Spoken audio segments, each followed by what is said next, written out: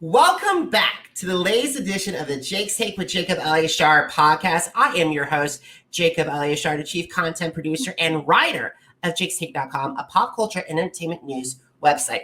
I am thrilled to welcome my next guest today. It is Big Brother summer. That means it's time for some Big Brother legends to come back. I'm very excited to be talking to this one right over here. She's from Big Brother 11. Fourth place and 66 days inside the house with 1 HOH win and 3 veto wins, plus $2,563 in other prizes and the TV package. But she is also an author of 3 different books and 2 journals, and her specialties include fibromyalgia, cannabis, general health, and mushrooms. Plus, she's also the founder of Fibro University. Please help me welcome Dr. Michele Ross. Hey, oh my goodness. Thank you so much for having me. I'm so excited to talk about all my passions, including science and Big Brother. It is such an exciting summer, right? It is an exciting summer, and it's hard to believe. You were on Big Brother 11 years ago. It's been 11 years since Big Brother. I'm sorry to bring it up. And how did the Big Brother 11 experience help you grow as a person? You know, it's funny. I was always an introvert. I was always that lab rat, literally working underground in labs with animals, not really talking to people or anything. And so while I was like really friendly, I didn't hate people, but it was like the first time I had ever spent so much time socializing, over the entire summer. I had to make those connections in order to advance during the game. And I came out of Big Brother much more confident, not only in my social abilities, but also in other abilities I didn't even know I had. I thought I was just a brain. And then I realized I was strong. I could compete against people like Russell, who was an MMA fighter, and Jesse, who was a wrestler. Here I was strong and I was confident, and I did actually have some social skills. So here I was, I realized that I was so much more than just a scientist. And I had actually lived in Los Angeles after the show, and I was confident enough to start working on science TV shows and things like that, and start really showing up in a different way besides just, an introverted lab scientist. So it brought me out of my shell, and I'm so grateful for that. And here's the thing, you outlasted both of them. Yes. All righty. So it's probably Big Brother 11 is definitely one of my favorite seasons from the old school seasons, because I watched Big Brother. I hate to bring this up, but I watched 16. I started getting into it around 16. But however, I do have a fondness for your season as well. It was crazy. I mean, if you look at the most wild seasons, it's just like every minute there was a fight, or there was some kind of like significant speech happening. There were people being ejected from the game. There was just like every single, like, when you have those moments where they're like, we're the best Big Brother moments. Like, you could literally just pick every like other week from our season and just put them into one, because we were that crazy. Jeff's coup d'etat, Shima being expelled, Jesse's surprise elimination. I could go on and on and on. Absolutely. All right. So what were some of the, because you were part of that crazy season, what were some of your highlights from your time in the Big Brother house, and why do they stand out? Oh my goodness. So there were so many different moments. For me personally, you mentioned earlier that I won over $2,000 in cash. That was actually in dollar bills that I had grabbed falling from the sky. So one of the craziest moments in the game and in my entire life was just sitting out in the backyard, casually talking to the other house guests and looking up, and there's just money. There's dollar bills just raining from the sky. They just dumped in. We didn't know how much there was. Turns out that they dumped in $10,000. Wow. And they didn't tell us what was going on. And we were just like, what happened? And we were like, is that real money? Is that fake money? Is that an accident? Like, what happened? And so we all just start grabbing garbage bags. And like, I was the first person to realize, like, I think we might win this money. And I'm like grabbing all the money. And it turns out that I actually grabbed the most money out of everyone. And I was like, literally like diving into the pool to get extra dollars and everything else like that. So, it was like stripper money, dollars raining from the sky. But you know what? Every dollar counts. And, people don't realize on Big Brother, I actually made less with the stipend than I did at my job. So I needed all the cash. Yeah. So like when you get out of there, you actually get taxed 50% on all the winnings and stuff too. So it was like, I'm really glad that I actually got that money. Otherwise it wouldn't have since I didn't win, it would have made the time on the show like actually really bad in terms of like my salary and career and everything like that. But that was really crazy. You will never ever wake up one day and just see money coming like out of the sky unless you've been at like some celebrity prank show or something like that. So that was fun.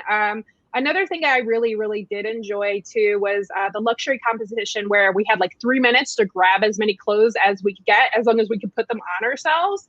And it was sort of funny too, because I really loved that. But I also had like lost a lot of weight on the show. I had lost like 25 pounds. And so they still had bought the clothes as if I was still fat Michele. And I was like, where are the clothes that fit me? And it was just sort of funny. So I was just trying like, it was like me and Jordan were like fighting over the same clothes because we were the same size pretty much by that point. I had lost so much weight being on slop. I was also like the record holder for most slop ever too for many, many years. Like I won all those competitions too while like not eating at all. Like everyone else gains weight on Big Brother. I had like lost weight. I came out looking like hot, you know, ready like on like the revenge body because I was getting divorced you know, during the show and stuff like that. It was just funny. So a lot of things happened on the show, but like it was like for me it was like that summer of just like coming out of my shell, getting a hot body, and like being ready to like be my best self. It was really fun. All righty, so let's talk about some of the challenges that you face being associated with reality television. How do you overcome those obstacles? There is huge stigma in obviously the academic community from being on a reality TV show. A lot of my colleagues, you know, they really look down on it. And most of them were like older male colleagues. So, you know, a real scientist, real doctors don't go on television. No one will ever take you seriously. You won't get promoted and things like that. And you know what? I heard about that stigma so many times that I decided not to go back to academia. And that was actually the best choice because academia is not the highest paying job out there, even though being a professor and teaching, you know, college students is a very worthwhile career. It's not a very high paying one in terms of other things. And so I actually went into formulating like celebrity products and things like that. So, you know, sometimes you can deal with the bullying, sometimes you can't. I was bullied inside the Big Brother house and outside. The biggest, hardest part wasn't so much the professional world. It was actually the trolls online. So I was one of the people that was most viciously attacked by fans. I had fans that created websites basically trying to harm my career, calling my parents, like making up lies, like basically like playing Big Brother in real life. I was like, who are these people making prank calls to like my work and trying to get me fired? Like, what is going on? And that happens with everyone. I mean, Ronnie experienced it. Lydia experienced it. Pretty much every person on the cast, whether or not they say it publicly, has dealt with some level of fans like trying to get in their real life and like ruin things for them. And it's like, okay, I can understand I'm a character on a TV show. You may not have liked me, but there's really no reason for you to go above and beyond like that. And it was very, very weird. I also had stalkers. I dealt with a lot of stuff. And for me, you know, I was just, again, like this nerd who was a doctor, and I wasn't used to all this stuff. And so it was really overwhelming in the beginning. I ended up actually having to move out of Pasadena, where I was working at Caltech, because I was getting stalked all the time. And I couldn't even go to the grocery store. It's a very small town. It was just so weird. So I ended up moving to like Hollywood proper, and that helped get rid of all that, because everyone's sort of famous in Hollywood. To be honest, everyone's been on like 10 shows. Like no one cares. So it's like more normal. And so it wasn't like so frustrating to just do daily life. But still to this day, I would say even 11 years later, I have people that, you know, are still taking pictures of my Twitter and being like, oh my God, she's ugly, or who she's dating is ugly. And it's just like, everyone thinks too that because I use cannabis, that I'm like this big drug dealer or drug addict or something. And it's like, it's hilarious. I'm like, no, I'm actually a well-paid working professional who's respected around the world. So, you know, your opinion and your perception of my reality is not, you know, what's out there. And here's the thing too, and this is why I've noticed a lot about the Big Brother communities, the America's Got Talent community, respectful, because I'm a huge fan of it. The American Ninja Warrior community, so uplifting. The challenge community and the Big Brother community, they go at each other's throats. It doesn't make sense. It's just a TV show, guys. Well, it's because I think the difference is that there's also the live feeds. So you could literally watch somebody 24/7. And again, they don't show all the live feeds of you. Like you can't literally watch me from the day I walk in till the day I walk out. There's different, cameras and things like that. But people think that they know you. They think that they know what's good for you. Like there's this whole thing where they get like sort of attached. And it's just sort of very, very interesting. I mean, even as a past contestant and as a fan of the show, I mean, I watched since Big Brother 1. So I wasn't just like somebody who was like, oh my God, they recruited me and I'm on Big Brother. Like I was actually a fan. It was the only reality TV show I watched. I watched it with my family growing up. And, for me, it's just crazy to even myself, I sometimes get wrapped up and I don't say the nicest things, even like right now about All Stars. I was just like, you just get into this game and you start treating people like they're not actually people, and they're just, again, like characters in a movie. You're like, oh, I hate this person, this is the worst. And it's just like, they're real people and they have to go back to their jobs and their life and their loved ones afterwards. And I wish people don't stop being fans after the show. People continue watching the shows, reruns of it, and they play all sorts of fantasy games. So they're still like, you never get out. Like I think a lot of people don't realize when they get into Big Brother that like when you are on, people will be fans of you for like till 20 years later.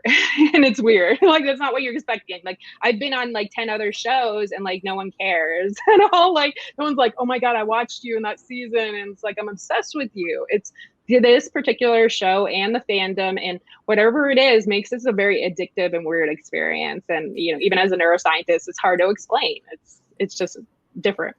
And I totally agree. But here's what comes to things, because the thing is, there are a lot of house guests that chase for clout and for influencers. But here's the thing: of all the people, of all the house guests, you're one of the few that actually pursued a career in a field that in your field, and you're one of the top experts about that, because you have written over 3 different books, 2 journals. The 3 books are, and I'm sorry if I get their titles wrong: Vitamin Weed, Train Your Brain to Get Thin, CBD Oil for Health, 100 Amazing Benefits and Uses of CBD Oil, and also 2 different journals, the Cannabis Dosing Journal and also Journal Yourself to Help Break Free from Pain. And that's seriously, I respect a lot of that, because the thing is, a lot of my generation, they still go for Instagram clout, but at the same time, I respect the older players, the older house veterans that actually have done the work and don't have to rely on social media as much to get their message across. So I have to say that and on record and say, I thank you. Congratulations. You've done a lot. Well, thank you. It's funny. There's a lot of social media platforms out there, and for me, as a clinician, as somebody who works with patients every day, it's like sort of exhausting to do. Like I literally am on camera all day talking on telehealth, like for like 8 hours a day. And then it's exhausting to sometimes be like, okay, do I have to go do an Instagram video now and like talk to my fans? Like it's a lot. So, I mean, I do my work, and I used to feel guilty about like not connecting and stuff on the channels as much. But again, it's like, if you follow my work, you can read about what I do and what I have done, my books and things like that. I do actually, talk a little bit about how my experience have influenced, the work I do now. But in terms of platforms, I would say the most active platform, and the one you'll actually see me be authentic on, is Twitter. And most, Big Brother celebs have not been really active on Twitter. But for me, it's because it's, really fast. It's like, it spreads news. It's like real time. It's really easy for me to connect on there, comment on other things, post things. I also feel like it's like where I cannot be like the professional, like very like, like mask on version of myself. I'm just me there. And I don't care if brands are like, oh my God, what is she saying? She's cursing. I'm like, that's me. I'm like, you want unfiltered, uncensored Michele, who also sometimes has a glass of wine on the weekend and says some ridiculous things.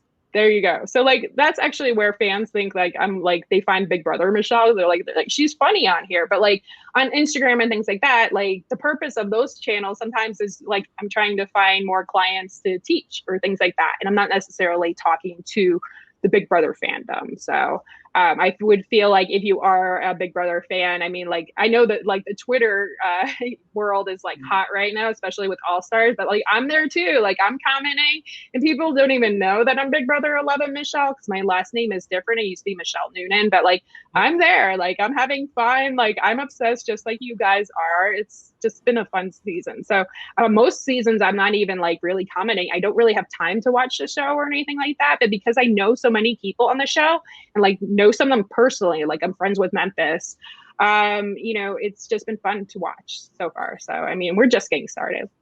I know we're getting started, and we'll talk to Big Brother later. But however, for me, I'm a writer, and I think a lot of my art writer and a lot of my fans are, and my audience members are writers. So I would love to learn about the writing process that you do for your different books, because the thing is, if you go from neuroscience in one book to cannabis on another book, and then CBD oil. So how long does it take you? Could you describe briefly a little bit of your writing process?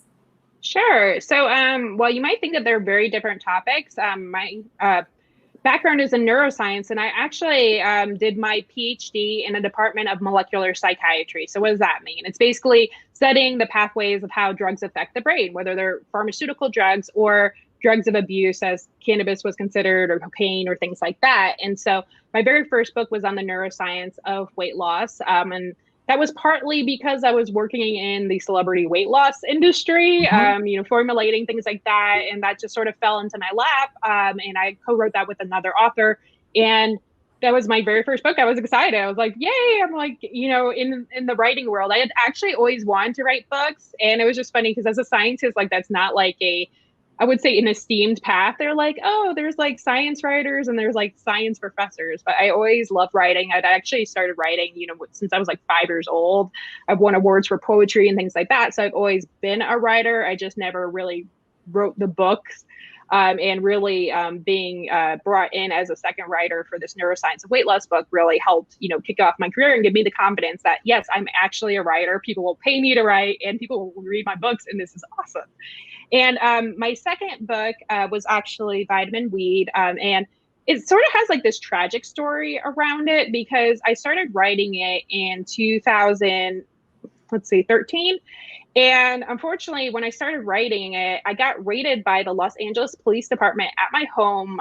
Somebody had called. Yeah, like literally a SWAT team came in. I got arrested. I didn't do anything illegal. I was a legal medical marijuana patient. So there was no reason why they were there. Somebody had called in that somebody was kidnapped in my house. And they were like searching for this kidnapped person that wasn't there. It was like basically like a swatting. I don't know if you've heard of that. I've heard a lot of swatting. I was swatted. And that was actually the year that they started swatting everyone, but somebody had swatted me. And so they basically said like I had somebody at gunpoint in my house, and it ruined my life. Like literally I fought these bogus charges that I had cannabis in, even though I was a patient. So like that happened. I had severe PTSD or post-traumatic stress disorder from that. So like literally I couldn't finish the book. I was a mess. Like I was like shaking all the time. I was not okay. It took me a long time to recover from that.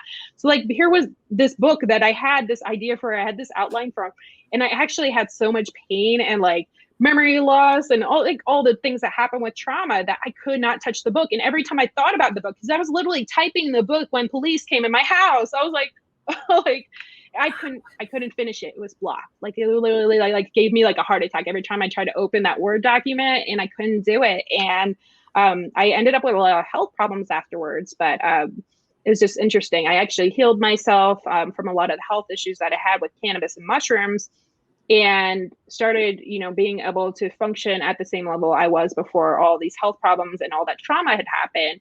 And one day I was just like, it's time to like close this chapter. It's time to finish this book, and it's time to move on to my next book. And so basically over the span of 2 months, I just knocked out 404 pages of this book and put it out together. I actually self-published it just because it was like, I just need it out there and it's taken too long and I just want to move on. So I self-published that one.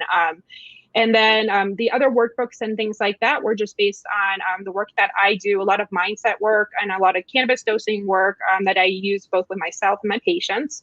And then this final book, CBD Oil for Health, is actually going to be coming out in December. Congratulations. Yes, thank you. It's with Simon & Schuster. So that's actually my first book, the same publisher, the Train Your Brain to Get Thin book. And so it's really fun actually, because basically it tells people like how to make all these different recipes for both skincare and for health using just like one CBD oil bottle. You can make face masks, you make like drinks, you can do all sorts of fun things, but they all have medical benefits. And so it's just a really nice way to, start the conversation about cannabis, because I know that there's so much stigma around it. And each of my books has sort of had like a different audience, right? Weight loss audience is very different than somebody who wants to learn about cannabis. Now, vitamin weed was like, I just told you the story of like how it actually got written and the trauma around it, but like the actual content of that book, it is very high level. It was literally like, here's all the research and work that I've done for like 6 years around cannabis with my nonprofit and my patients, and put it in there. Like doctors use it as a reference, patients do, cannabis coaches. I've actually trained a lot of cannabis coaches across the country. So it's like very dense. Like sometimes there's people that are like, I just want to know what CBD is. And I'm like, this is not the book for you. It's like too much. It's like the knowledge drop of all time. But the CBD oil I'm sorry. It's basically taking a doctorate PhD class all in one, and you're just a freshman. Yes. Yeah. And, it's people don't realize it's like, I know so much. Like there's still probably like 20 other books in my head. And I always have to, balance the fact is like, okay, you can write at a PhD level, or you can write to the general mainstream population, which needs this information. And so like CBD oil for health is written for the general population, is really easy to consume and understand. Other books that I do want to write in the future, I'm very passionate about magic mushrooms. So I definitely want to put a book about that. I want to put a book on, healing fibromyalgia with plant medicine, because that's the disease that I deal with every single day. And, I do have this program called Fibroma University, but I do feel like it's best, like you can reach different audiences in different ways. There's some people that like to read books. There's some people that like to hear audiobooks or podcasts. There's some people that just want like group coaching online. There's some people who want to meet you face to face. Like I'm always about meet people where they're at. And so that's why you sort of have to be everywhere. And I agree, and I commend you for that, and also commending you for that for the vitamin weed story and triumphing over that chaos. That's incredible, and I hope that my audience learns from what you've done and if they're healing and they need struggling healing, look at what Dr. Ross did. That is just incredible, and how she was able to write 400 pages in 2 months. That's incredible. So.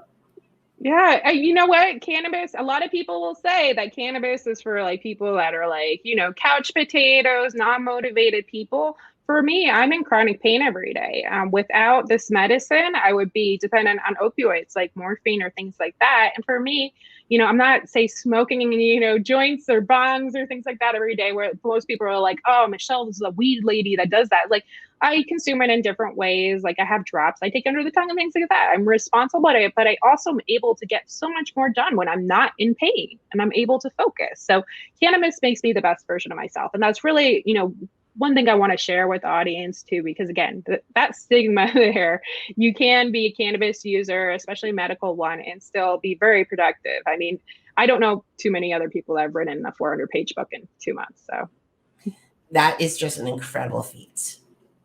All right, so let's talk, because you brought it up, let's talk about Fibroma University. So could you please describe the student learning module to my audience?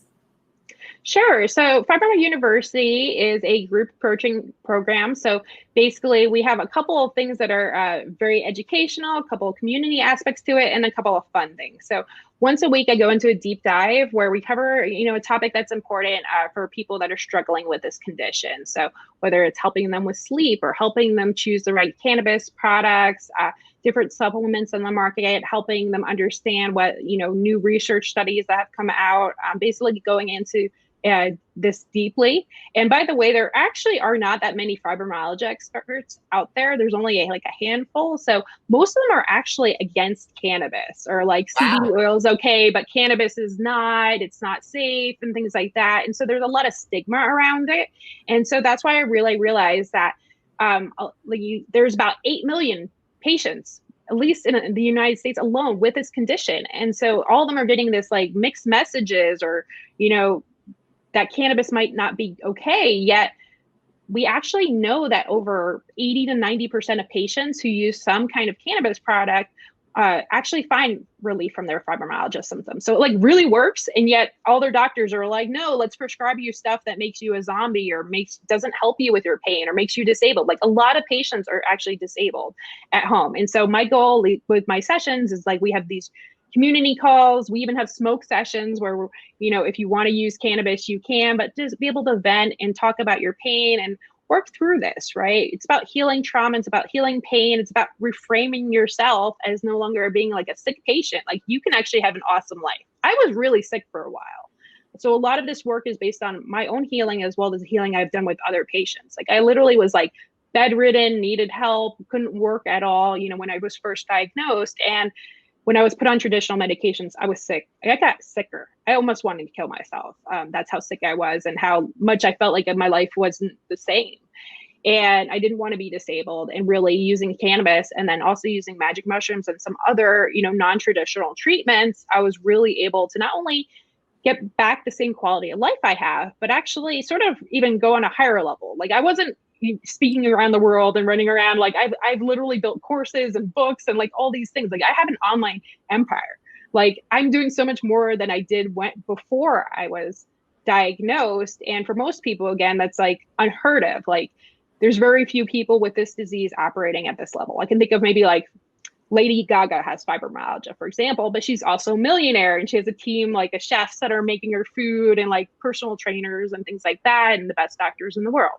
My goal is to really help the average Joe, the average woman out there who is struggling with this disease, doesn't have a lot of money, is tapped, may already have kids and things like that, and is just trying to get by every day and give them back that quality of life they had before their diagnosis. And so we have students in there, we're growing, it's really exciting. And my goal again is, you can live this life, you can get through this, and you're stronger than you think. So Fiber University is a lot of fun for me. All righty, awesome. And I'm glad to hear about that and learn about that. But however, we got to talk about Big Brother in this current season. I made a tweet earlier this summer saying I would have been so happy, and I made a list of people, including you, that I wanted to just say, hey, Big Brother, I like the cast, but we could have extended it to 24. And like I picked people like you. I picked people like I know you, with just spectacular. I picked people like Caitlin Herman. I picked Morgan Willett. I also picked Omarosa as well, just to have different flavors to celebrate the franchise anniversary. So were you disappointed that Viacom, CBS, and Fly on the Wall did not contact you for this?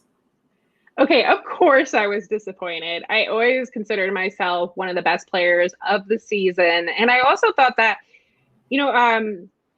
the stories that people give on the live streams is almost as exciting as the actual gameplay, right? We're all glued to the screen watching our favorite players. And, fans have been more obsessed with me than some other people for many seasons. Like people are like, oh my God, she's a drug addict. She's a porn star. What's going on? She got divorced. Oh my God. Like I have so much tea to spill and like so much interesting things to talk about. So, there would have never been a dull moment with me. And also the way I would have played the game would have been a little bit different. So yes, I would have loved to be on. It would have been great. It would also have been great for my books and things like that, like personally, because the last time I was on Big Brother, I wasn't like selling anything, but it is always helpful, when you go on reality television. And to that point too, I actually have a friend, Ricky Williams, who was on Celebrity Big Brother too.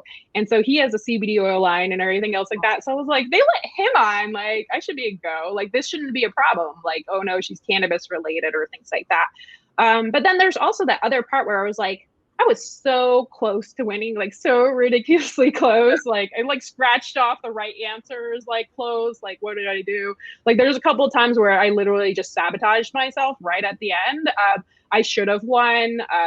Maybe it was like the 4 weeks of slop, like messing with my brain or the bullying got to me or something, but like I should have won that show. And so I'm very intelligent and I know how to play and I know a lot of the players. So like, I know if I would have gone in there, it would have been a fun time for sure. So yeah, I'm a little bummed.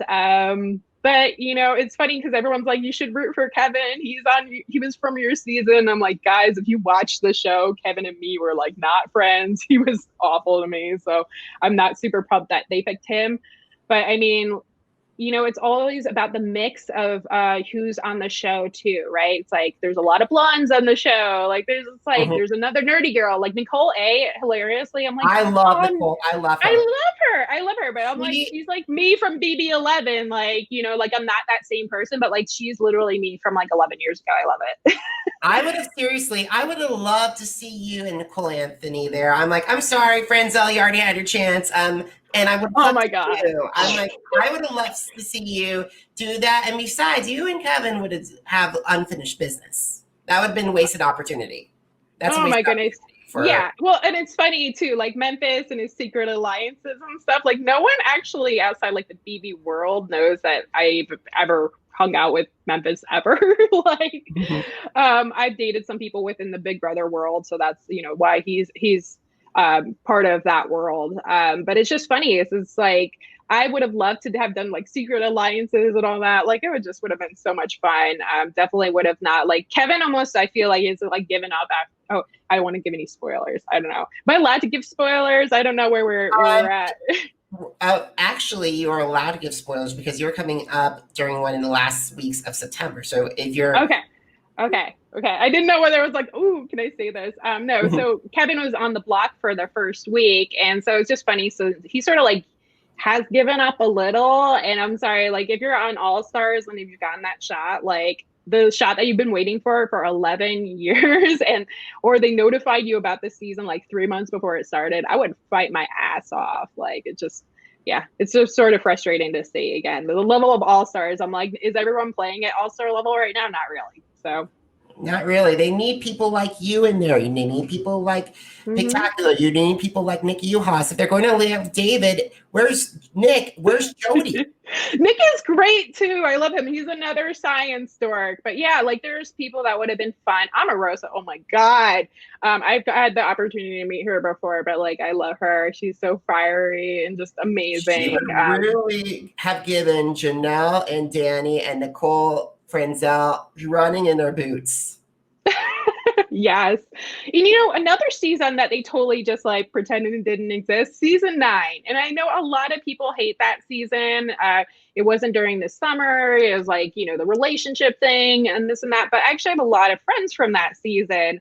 Like me and Parker are close. I knew Chelsea really well. So it's just funny. It's like that season was like spicy as well, and they didn't bring back anyone from there, so it's sort of interesting. It's like you can tell like which seasons they love, like the production loves, and which ones are like yeah, I'm just sorry, but like they could have had 20, they could have expanded House to 24 or to 30 and have people who have unfinished business, because I could just imagine seeing you and Kevin in there. I would love to have seen Caitlin and Tyler in there together. I would have loved to have seen let's see who else who has a rivalry. I would have loved to have seen Eric Stein and Danielle Donato in there. They're actually good friends though, like outside the house. Yeah, so there's like a lot of relationships where people hated each other, but like they're friends. Yeah. So it's interesting. Like me and Ronnie, for example, like we hated each other in the house, and like seriously, I got a tattoo of a brain cell out there in West Virginia, like in his hometown. Like I've gone to his school. Like me and Ronnie are good friends. So and also I'm like, Ronnie should have. I would really hope if this would have been so good. It would have been a second chance. I really hope that they have a second chance, because you are definitely one of the people that deserve a second chance, Dr. Ross. Absolutely, but again, I'm very thankful that I was ever on there in the first place. I know that how many thousands of people apply to the show, and even me, I wasn't one of those people that applied in like the main thing and submitted a video. I was really lucky that they were still looking for scientists, I guess. Right. They couldn't find the perfect one, or no one was crazy enough to leave their job, right? Because you have to leave for 3 months, basically. So you're basically like fired, pretty much. But I ended up answering a Craigslist ad for scientists for TV, which was funny. I was not looking for a job on TV. I was actually, my husband at the time was a comedian doing TV stuff, or trying to do TV stuff. And he was like, they're looking for scientists. I was like, oh, I bet I could be on a TV show before you. And then I apply, and I'm like, like 2 minutes later, it's like, hi, this is Big Brother. I'm like, Oh my God. So like literally, like you have no idea. Like most of the things you answer, right? You apply for a job or something like that, and it turns out to be total crap, like complete crap. Like literally, I don't answer. Like I'd never applied or like done anything on Craigslist. I literally like the first thing I contact somebody about on Craigslist turns out to be Big Brother. Like that's like how my life goes, and it's really funny. It's like there's been really awesome things. And then there's also been really some challenging things. So that's why I said it was like the true like life story, like documentary. I was like, I better do something really, really awesome, maybe in like the next 5 to 10 years, so that like my entire story could be told, because it has been a wild ass ride. So I gotta say, it's like I probably have experienced more in my 38 years than most people have in their entire life. So I'm sure that there'll be more surprises and opportunities. You know, maybe this isn't the last time you've seen of me on TV. I've done a lot of work, and you know, the cannabis world is pretty exciting. I've actually been pitched on a bunch of cannabis shows as well. So we'll see. All right, so this is the second to last question, Dr. Ross. If you had the opportunity to meet with Big Brother fans who want to go for Big Brother 23 and 24 and beyond, what advice would you share with them? Oh my goodness. I would say to really show the biggest version of yourself, but the truest version. And I know it's hard to be authentic, right? With like people that you've never met before, and you're like trying to impress, say like when you go for that audition. But really, I think it's important to just show them not who you think that they want you to be, but who you are, like when you're at home with your best friend, like when the mask falls off, like, do you swear? Like, you know, like, who are you? And for me, it's funny because you can see like there's like Dr. Michele, like very caring and this and that. And then there's like Jersey Michele that comes out like, if my best friend did me wrong, I'd be like, oh no, girl, you don't even know. Like, I'm right there. And that's who I let them see, is who I am when I'm at home and no one else is watching, and I don't have to worry, like, who am I? Because that's who you are going to be in the house. You're not going to be the best version of yourself. You're going to be the heated person. You're going to be like, what do you look like when you get into a fight? They actually want to see that, because if you are like you have a flat mood, you're not interesting, you have nothing like interesting stories, like they want to see people with heartbreak. They want to see people with, you know, some form of drama. They don't want to see wallflowers. They're just like, okay, he did me wrong. Like, you know, so like, it doesn't mean that you have to have the most exciting life ever, right? Like, you know, there are people with normal jobs. Not everyone chops rat heads off and like plates brain cells for a living like I do. Like, you know, but there are plenty of just normal people, but like, you have to have that heart, you have to have that passion, and you have to also, you know, be excited about playing the game and be ready to do it when you do it, because there's a difference between being a fan and there's a difference between being a player. And sometimes you have to shut your fan brain off and go for it and do all the things that you need to actually win that money. So, you know, just go in there and let them see you. Act like, you know, the casting directors are your best friends, and just let them see you. All righty. So where can my audience find you, Dr. Ross? Okay, so the easiest place is drmichelleross.com. I'm also basically Dr. Michele Ross on most of the social media platforms. So DrMicheleRoss on Twitter, on Instagram, on Pinterest. So, you know, whether or not you need some help with cannabis, or you just want to reach out about Big Brother, or you want to tweet me, you want to tweet fight me, I'm okay. I'm very controversial and spirited. So, you know, let's start the conversation. And I'm so excited that you had me here today. Thank you. All righty. Thank you, Dr. Ross. Now, if you want to hear more of my shows, more episodes of the Jake's Take with Jacob Elyachar podcast, head to Apple Podcasts, Google Podcasts, Spotify, and Spreaker. This has been a big year for Jake's Take with Jacob Elyachar podcast, because we've had winners from Survivor. We've had America's Got Talent people. We've had the challenge people and Big Brother people as well. So go on, look for Jake's Take with Jacob Elyachar, Jake's Take with Jacob, JACOB ELYACHAR podcast. And please subscribe, guys. And also, if you want to hang out with me on social media, visit me on my Facebook, my Instagram, my Twitter, and YouTube page, Jacob Elyachar. Once again, it's Jacob, JACOB ELYACHAR. And also, if you want to read more of my interviews, articles, reviews on music and everything, head to jakes-take.com. Once again, jakes-take.com. Dr. Ross, thank you so much for taking time in your schedule, and I'm so happy for all your success. I wish you were in the house right now, and I hope to catch up with you in the future. Well, thank you, Jake. Have a great one. All righty. Thank you so much, everybody. And we'll see you later.